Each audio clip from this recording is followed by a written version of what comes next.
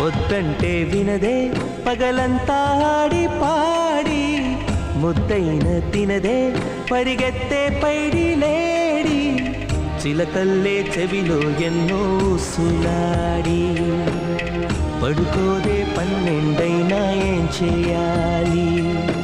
గుమ్మాడి గుమ్మాడి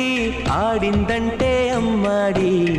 డాడీ ఊపిరిలో మురిసే కూచిపూడి